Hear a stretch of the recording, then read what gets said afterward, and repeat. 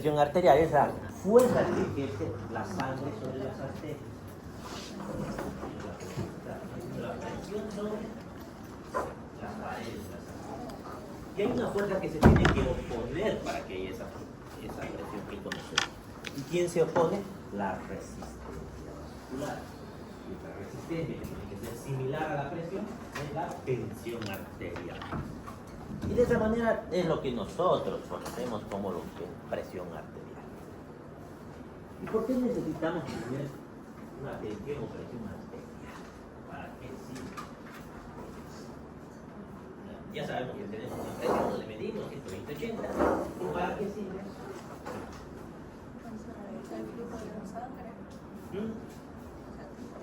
¿Qué pasa si mi presión está muy baja? Ya sea mi presión, mi tensión, cualquiera que vaya. ¿Qué va a suceder? No va a haber el suficiente empuje para que la sangre vaya del ventrículo izquierdo hacia los tejidos. Y más adelante vamos a entender lo que es la presión arterial media. Entonces, cuando esa presión cae, no va a haber el flujo suficiente a todos los tejidos. Vamos a hablar de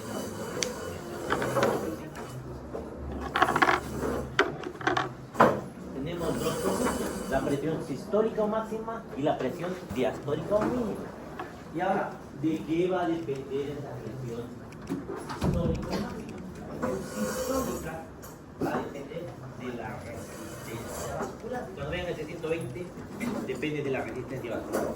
Por tanto, ¿qué va a suceder en los pacientes de tercera edad? ¿Qué va a suceder con el tiempo? ¿Qué les pasa en sus vasos sanguíneos? ¿Qué les pasa a los tejidos en general? Más que todos los vasos sanguíneos. Dice,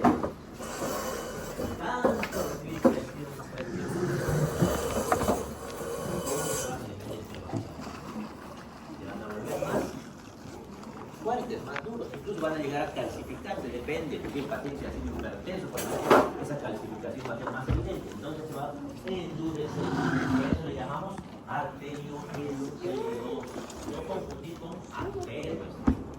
Y esa arterioesclerosis, con el tiempo, si la presión sistólica depende de eso, ¿qué va a suceder? Va a tener tendencia a ser más alta con el paso de los años.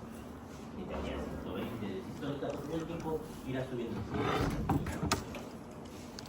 Y luego tenemos la presión diastólica, y esa de qué va a depender.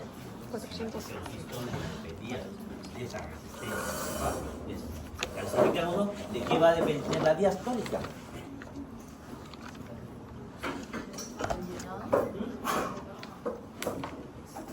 El volumen sanguíneo que circula va a definir mi presión diastólica. Entonces, ¿qué pasa si yo estoy deshidratado? ¿Qué presión se va a alterar?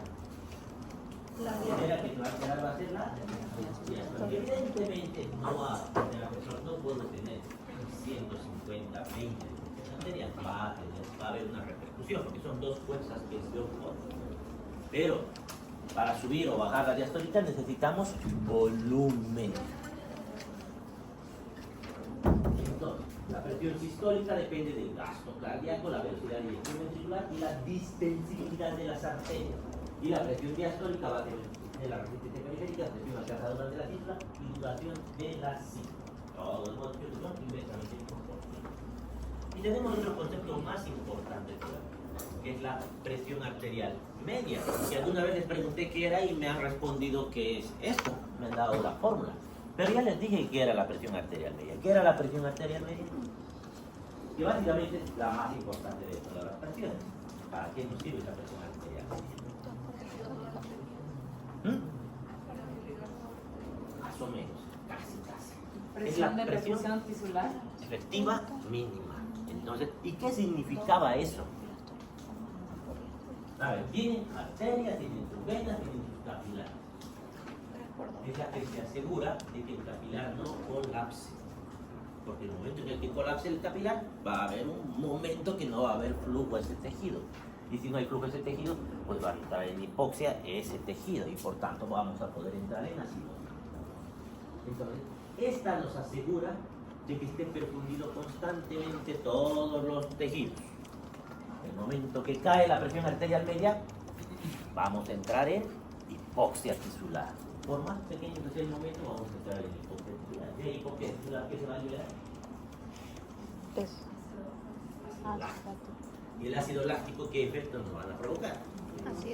Acidosis metabólica. ¿Y la acidosis metabólica qué nos va a provocar en nuestras catecolaminas?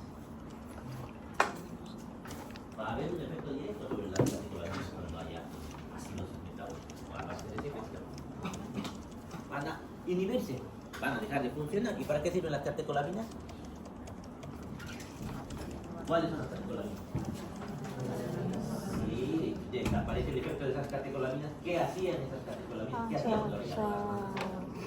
Hacían vasoconstricción. Y si disminuye la vasoconstricción, ¿qué va a pasar con mi presión? Voy a entrar en un círculo vicioso.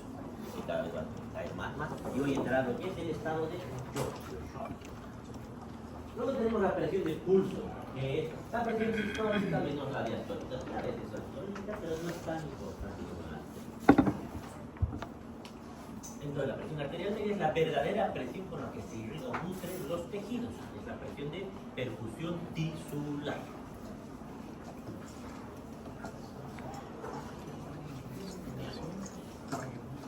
Ahora, en semiología, ¿qué vamos a hacer? En semiología nos vamos a asegurar de medir esa presión arterial.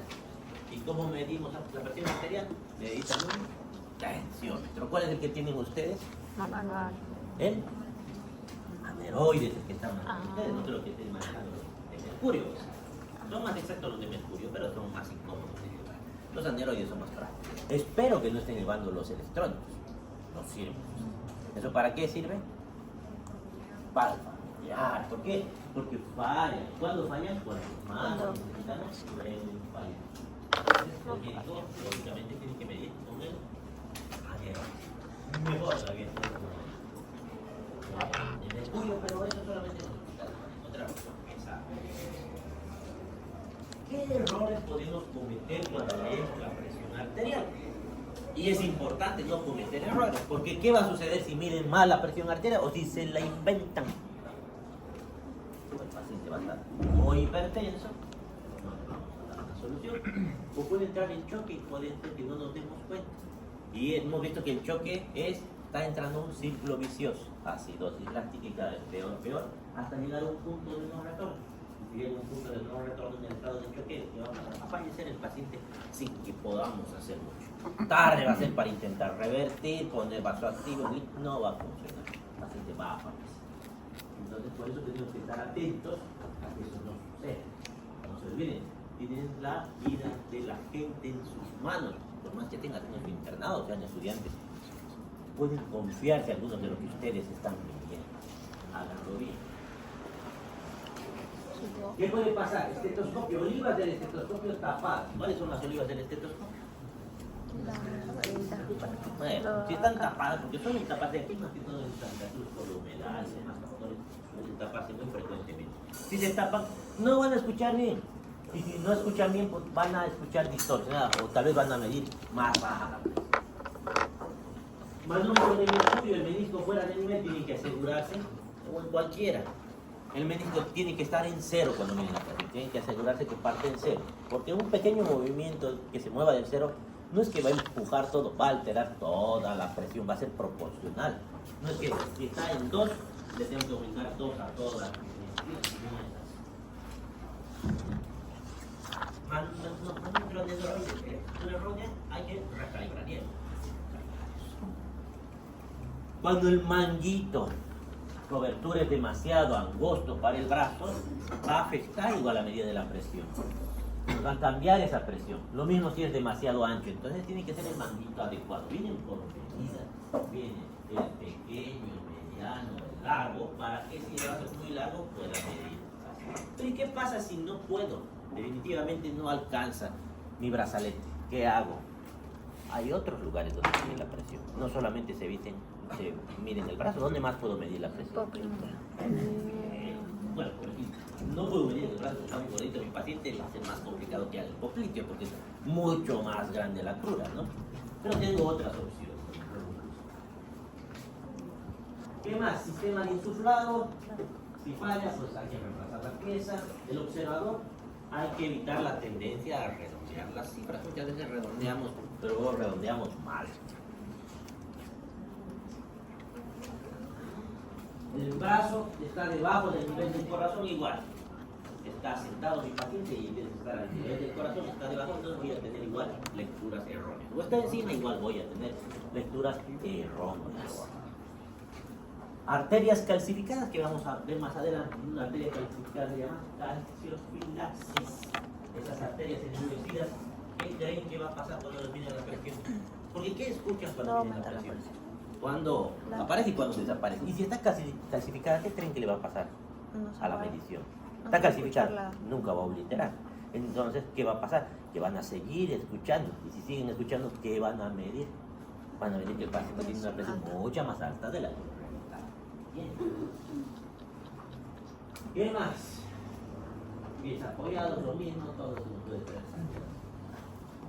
El manubrio es muy flojo, el manómetro debajo del nivel de los ojos, del nivel de los ojos. Ya se van a leer en casa todo eso. Uno de los principales errores que veo que hace que midan falsamente presiones altas es poner el estetoscopio ahí abajo. No sé por qué hacen eso, pero sí se meten abajo. ¿Por qué creen que dice la literatura? 2 traveses de dedo por encima que se ponen tensiones. Para darle el espacio para poner su estetoscopio, básicamente. Porque si no pondrían una línea y ahí ponemos el estetoscopio. No es así. Se pone por fuera.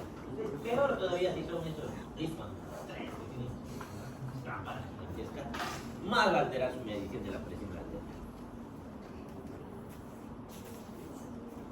Y ahí tenemos las opciones y dónde poner el estetoscopio según dónde van a medir la presión arterial. Deberían aprender a medir en todos los lugares posibles.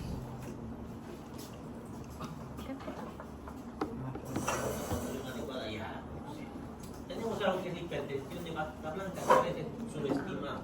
El paciente, como cualquier persona que está yendo a hacer su chequeo médico, pues tiene algunos miedos, ¿no? Tiene miedo a estar enfermo, miedo a tener la presión alta, qué le va a pasar, miedo al ambiente, a que lo tengan que internar, que le digan que tiene algo grave, está asustado, está en un lugar que no está acostumbrado. Entonces, en muchos pacientes tienen lo que es la hipertensión de vaca blanca, porque ¿qué levanta la presión? No solamente el miedo, hay otras cosas, por ejemplo, cuando le duele mucho al paciente, suele elevar la presión. Cuando está muy agitado suele elevar la presión. Ese es un error común que veo en los médicos. El paciente llega con una hipertensión, con una cefalea importante, y muchas veces les dan antihipertensivos directa, un parlareno y todo. No se han puesto a pensar que la presión está elevada porque le está doliendo la cabeza. Muy pocas veces la presión alta produce cefalea. No es que no la produzca, pero muy pocas veces sucede esto. Generalmente es al revés. Le duele la cabeza y por eso se le está subiendo la presión alta. ¿Y cómo es fácil de darse cuenta? Ustedes le dan antihipertensivos y no baja la presión y le sigue doliendo la cabeza. Y le dan otro y otro y otro hasta que al final va a bajar la presión, evidentemente. Pero le estamos haciendo más daño que bien. En cambio, le dan un analgésico y baja la presión. Si no es un antihipertensivo, es un analgésico, ¿por qué le baja la presión? Porque no era la causa. El problema era la cefalea. El dolor sube la presión, que esté irritable sube la presión. Entonces, igual si estoy nervioso, si estoy tenso, voy a tomar una falsa hipertensión arterial y le voy a comenzar a dar antihipertensivos que van a terminar haciéndole daño. Porque ¿qué pasa si le doy un antihipertensivo a un paciente que no necesita? ¿Qué le va a suceder? Para que baje la presión, alguien que tiene la presión normal, ¿qué le va a suceder? Va a bajar. Y suelen tener mareos, se desmayan, están con hipotimias, con sus síncopes. Entonces, es porque está mal prescrita esa cosa. Luego tenemos la pseudohipertensión, y esta podemos sancionarse con la maniobra de Orta. ¿Y por qué es? Por arterias muy rígidas o calcificadas, porque les dije que es la calciofilaxis. Si están calcificadas, pues nos van a dar falsos datos de hipertensión. Usamos la maniobra de Osler. La maniobra de Osler, elevamos hasta la sistólica, un poco más de la sistólica elevamos nuestro tensiómetro y escuchamos. Como nunca se pierde el sonido, sigue latiendo. Entonces, maniobra de Osler positiva, entonces no es la manera más adecuada de medir la presión arterial a ese rango. Tenemos luego la presión ambulatoria, medición ambulatoria de la presión arterial. Mapa. ¿Ese mapa qué es? ¿Se acuerdan lo que era el holter? ¿Qué es el holter? Para medir la Su electrocardiógrafo que le ponía en el equipo que estaba 24 horas. Ese es mapa. Es un equipo parecido que le está midiendo la presión arterial todo el día al paciente. ¿Y en qué caso solicitamos mapa? Confirmar el diagnóstico de hipertensión en caso clínico.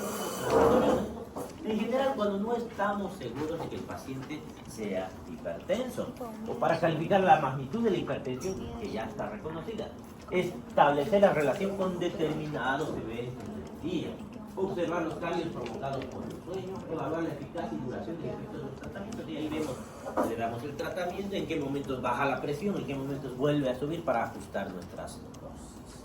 No es tan común, pero se solicita. Aumento de los valores de presión arterial. Tenemos la hipertensión solamente es histórica. Puede suceder que solamente tengamos elevación de las históricas. Tenemos 170, 80. Puede subir solamente la diastólica. Tenemos 120, 95. Tenemos hipertensión arterial primitiva, esencial o idiopática. La hipertensión se clasifica en dos en general. ¿Cuáles son nuestra clasificación? Uno son la hipertensión primaria y la secundaria. ¿Secundaria qué significa? A ver, ¿qué es primaria y qué es secundaria? causado por algo en la secundaria. Secundaria es que algo está provocando esa hipertensión, algo que no está ahí. ¿Cómo que? Por ejemplo, tengo un paciente con enfermedad renal crónica, diálisis, es hipertenso. ¿Por qué ese paciente es hipertenso? ¿Sabemos la causa? Sabemos, ¿no? Si es hipertenso, ¿qué problema tiene? Renal. ¿Qué hay en el riñón que determina la El presión arterial? sistema renina-angiotensina. Eso, está alterado en esos pacientes con insuficiencia renal. Está en un estado de hiperreninemia constante. Todo el tiempo se está liberando renina, porque está detectando ese riñón falsamente que la presión está baja, en realidad es porque no funciona. El flujo no funciona. Entonces, ya sabemos que es secundaria su nefropatía. Por ejemplo, tengo un tumor de suprarrenales perdido por ahí, un feocromocitoma. ¿Cuál sería la causa de la hipertensión? Que se están liberando catecolaminas. Todo el tiempo se están liberando catecolaminas. Entonces, eso es secundario. ¿Se pueden curar las secundarias? Se puede. Yo le quito el problema que está provocando la hipertensión y se va a curar esa hipertensión. Ahora, ¿dónde está el problema? Que la presión arterial primaria, la hipertensión primaria, esencial, es idiopática, que es la que no se sabe, la primaria. No se sabe la causa. Y el 95% de las hipertensiones son hipertensión primaria. Así que ahí va. Y de las secundarias, las que podemos llegar a saber la causa, muy pocas veces tiene solución esa causa. Es otro problema. Hipertensión de la presión sistólica con descenso notorio de la presión diastólica también podemos tener. Ahí tenemos una valvulopatía. Aumento de los valores de la presión. Ahora tenemos el descenso de los valores de la presión arterial. Por ejemplo, la hipotensión arterial. Hipotensión arterial o postural u ortostática. ¿A qué le llamamos hipotensión ortostática? Ya lo habíamos visto en la anterior. ¿Qué es hipotensión ortostática? ¿Qué significa? Por vegetaciones. ¿Qué es ortostatismo? ¿Qué era ortopnea? Dificultad al respirar. Eso significa que cuando el paciente esté echado, está con una presión, se levanta de golpe, entra en ortostatismo y va a cambiar esa presión. Es normal que baje la presión. Te mareas. La verdad, todo va a cambiar la presión, va a bajar, eso es normal. Pero no puede bajar mucho, porque si baja mucho, ¿qué le va a pasar al paciente? Se desmaya. Va a tener sus mareos o sus hipotimias, puede llegar al 5, no todos llegan al 5, pero la hipotimia puede llegar. ¿Y para que eso suceda, cuánto tiene que bajar? Tiene que bajar 20 milímetros de mercurio la sistólica, y con eso ya tenemos la tensión ortostática. Pasamos, ahora vamos a hablar de las presiones del pulso. Del pulso venoso. ¿Recuerdan el pulso venoso? ¿Qué era el pulso venoso? Es lo que define el pulso venoso. Que haya un volumen que esté circulando en esos vasos de capacidad que se llamaban la vena, ¿no? Las arterias son los vasos de resistencia y las venas son de capacidad. Todos están preparados para recibir grandes volúmenes de las venas. Entonces tiene lo que es la turgencia. ¿Qué es la turgencia? Lo que se ve hinchar esa vena. ¿Dónde reconocemos más fácilmente eso? En la yugular. También las pulsaciones, los pulsos venosos. Hemos dicho que es lo que se puede observar, pero no se puede palpar. Tocan y se ocluye el vaso, la vena, y no vamos a sentir esas pulsaciones. Tenemos algo que se llama el eje flebostático de Bruch. Porque no se olviden, no son vasos que ejerzan una presión importante sobre ese contenido, sobre esa volemia. Por tanto, son vasos de capacidad que reciben, pero no suben por encima de la gravedad. Les cuesta subir encima de la gravedad. Tienen muy poca presión por encima de la gravedad. La gravedad que tiene que ver aquí. Tenemos el eje de Bruch. Y a esta altura, ¿qué está? A la altura de la aurícula. A la aurícula derecha. Y a esa altura es el cero.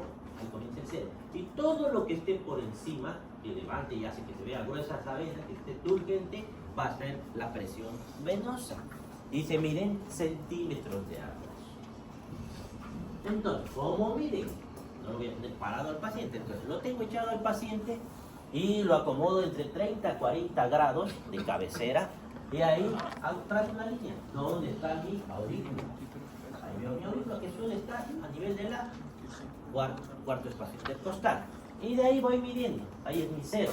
Y de ahí voy subiendo. Y fíjense en este gráfico cuántos centímetros está. En este caso está con 8 centímetros de agua a esta altura, cuando no se ve la ingurgitación yugular. Ya por encima estoy comenzando a ver la ingurgitación yugular. Y aquí estoy llegando incluso a 20 centímetros de agua cuando está mi ingurgitación yugular en grado bajo.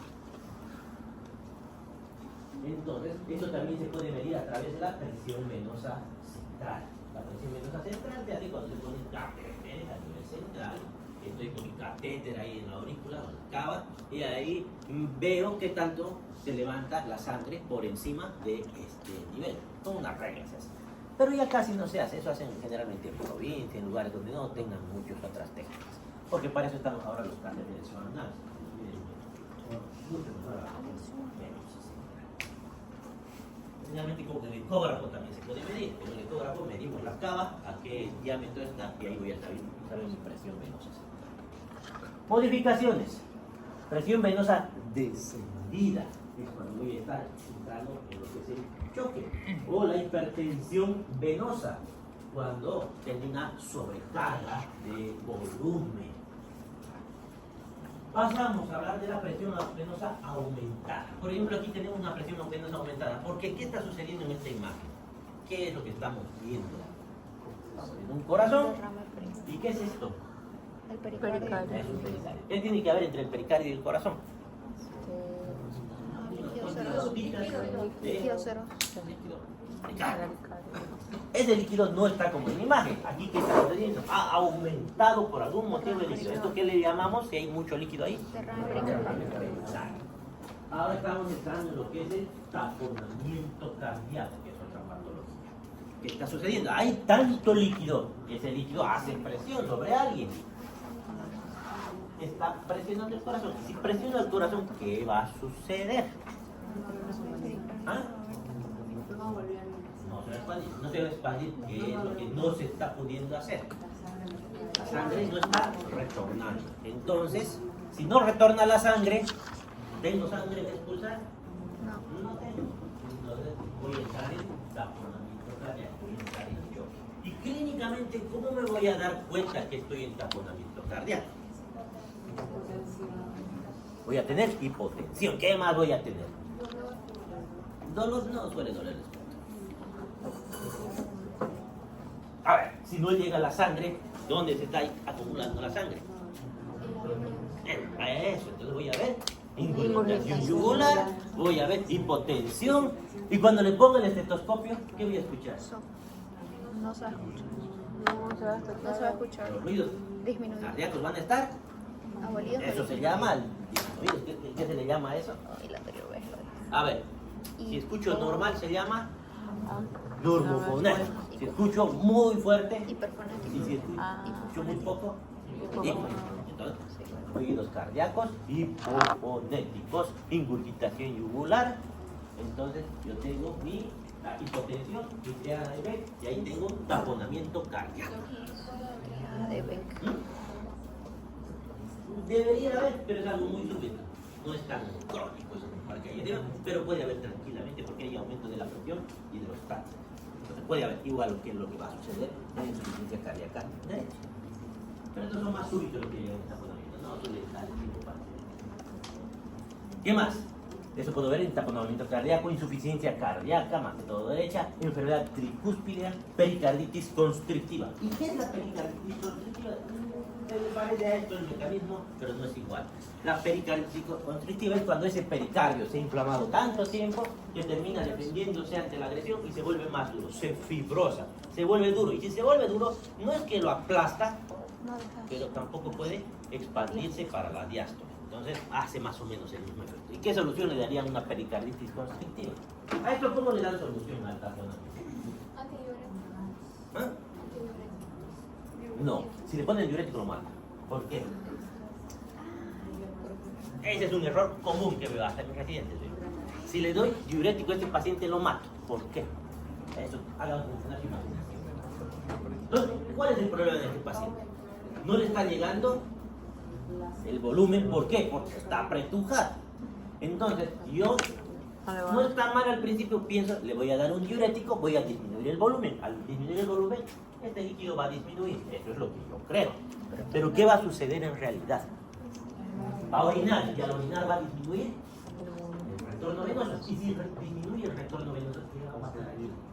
Le voy a dar más espacio para que se siga llenando ese pericardio, porque si no logra expandirse en nada, más bien se está achicando ese corazón, o tengo más espacio para seguir llenándome y va a terminar de colapsar, y ahí lo voy a matar. Ya, es inclinación que trabaja. Entonces, ¿qué solución le da? No es cirugía. Podría ser, pero hasta que lo prepare para el quirófano se va a morir igual. No va a vivir mucho tiempo así. ¿Se va a morir? No va a vivir. ¿Qué hago? Antes de que se me muera. Está en quirófano. Voy a llamar al quirófano, me van a pedir laboratorio, un hemograma, un tiempo de coagulación, un tiempo de protrombina, me van a llamar al anestesiólogo, el anestesiólogo, no sé, le va a pedir valoración cardiológica, va a venir mañana el cardiólogo, me van a pedir quirófano, van a limpiar el quirófano, no va a vivir así. Diurético pues lo va a matar, hemos dicho ya cómo. ¿Qué solución le daría? Le dreno, todo.